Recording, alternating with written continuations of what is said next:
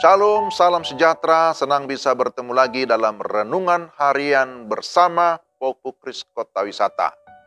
Mari kita berdoa. Tuhan, terima kasih ada kesempatan bagi kami mendengarkan firman-Mu di pagi hari ini. Tuhan, tolong kami supaya kami dapat memahami kebenaran-Mu dengan baik. Dalam nama Tuhan Yesus kami sudah berdoa. Amin. Kejadian 32 ayat 28. Lalu kata orang itu, namamu tidak akan disebutkan lagi Yakub, tetapi Israel, sebab engkau telah bergumul melawan Allah dan manusia, dan engkau menang. Tema kita, Allah mengubahkan pendosa jadi pemenang.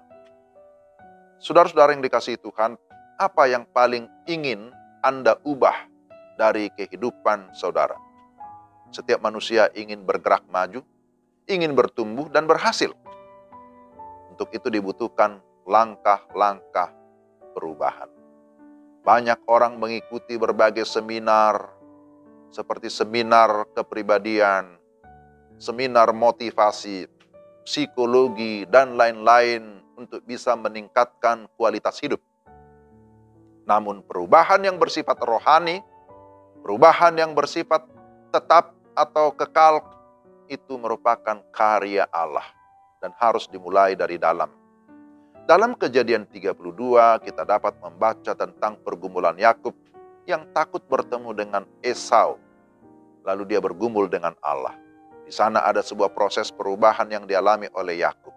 Yakub yang berarti penipu dan pembohong berubah menjadi Israel, sang pemenang.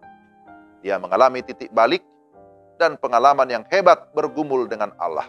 Ada 4 fase atau 4 langkah yang Allah gunakan untuk mengubahnya menjadi pribadi yang sesuai kehendaknya. Pertama, fase krisis.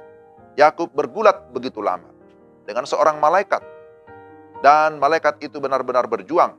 Tetapi situasinya tidak menunjukkan kemenangan. Ketika fajar menyingsing, Yakub menjadi sangat letih dan rasanya tidak mungkin menang.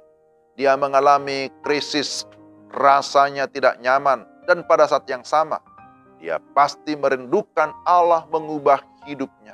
Seperti induk Raja Wali akan memegang sarang tempat anak-anaknya, tinggal lalu mengguncangkannya. Ia membuat mereka tidak nyaman dan kacau. Kemudian menendang mereka keluar dan memaksa mereka untuk belajar terbang. Hal itu bertujuan untuk kebaikan anak-anaknya. Tuhan Allah juga kadang mengizinkan adanya krisis dalam hidup kita seperti yang dialami oleh Yakub supaya kita bergantung kepada Tuhan. Dia mau mengubah kita sampai rasa takut kita akan perubahan dikalahkan oleh rasa sakit yang kita alami. Itu fase pertama. Kedua, fase komitmen.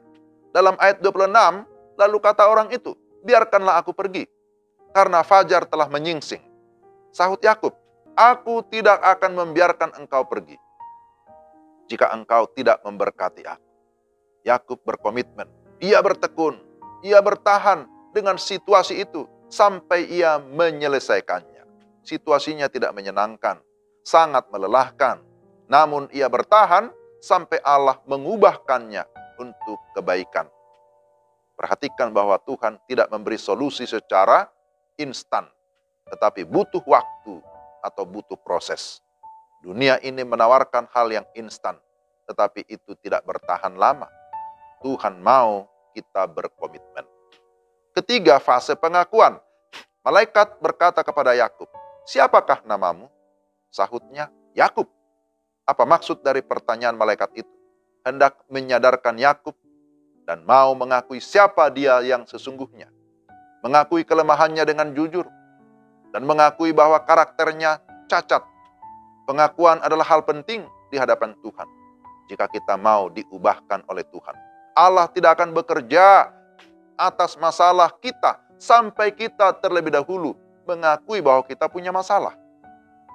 Prinsipnya, di mana ada pengakuan, di sana akan terjadi pengampunan. Di mana ada pengampunan, maka akan ada pemulihan. Pengakuan penting untuk melatih kejujuran dan kerendahan hati kita. Bukan karena Tuhan tidak maha tahu, tapi Tuhan mau melihat keseriusan kita untuk berubah.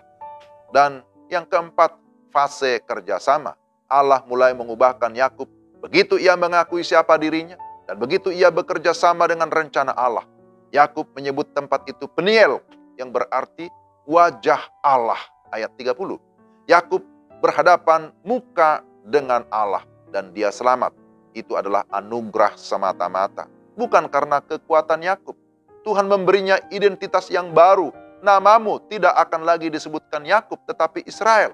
Setelah perjumpaan pribadi dengan Allah, dia mengalami pembaruan. Seorang penipu, seorang pendosa menjadi Israel, sang pangeran Allah, sang pemenang.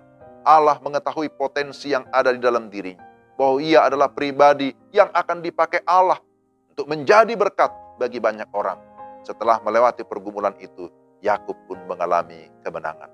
Saudara-saudara, apakah Anda sudah mengalami perubahan?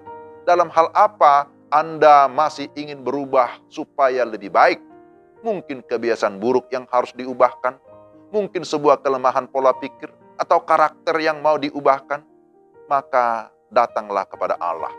Jangan khawatir, Dia selalu siap untuk kebaikan saudara. Asalkan saudara mau berkomitmen, mau mengakui segala kelemahan, dan mau bekerja sama sesuai dengan rencana Allah. Dia melihat potensi kita masing-masing. Dia mau memakai saudara dan saya, memakai kita yang sudah diubahkan, supaya kita menjadi agen perubahan di dunia ini. Maukah saudara? Mari kita berdoa. Tuhan, terima kasih untuk firman-Mu.